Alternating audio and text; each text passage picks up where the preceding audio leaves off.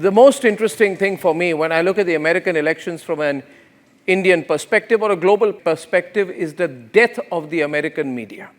Ladies and gentlemen, that is the biggest story of the American election for me as a journalist and for you as well. If you want to look at it, the big story is the death of the American media.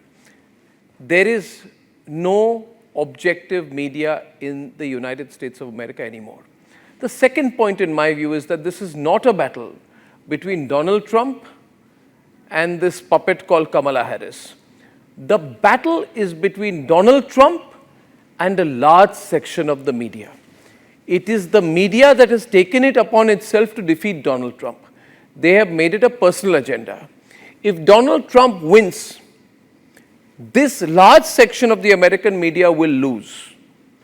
If Donald Trump loses, this large section of the American media will win.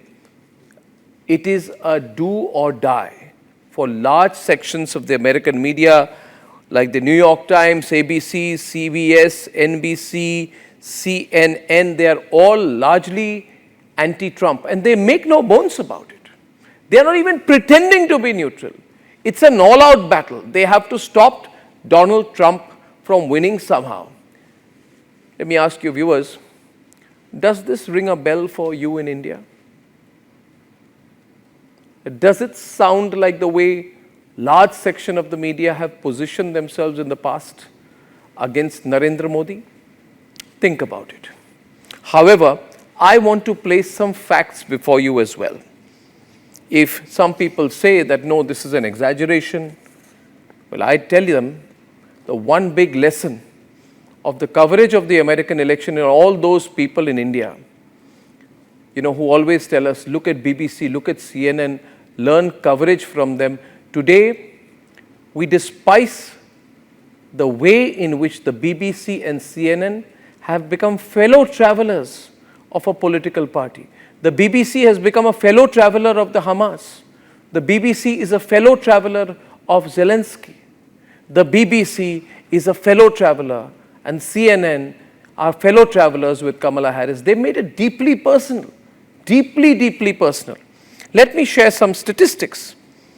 According to the Media Research Center, ABC, CBS and NBC have dedicated 200 minutes of airtime, predominantly focusing on negative coverage of controversies around Trump while downplaying or ignoring issues related to Harris.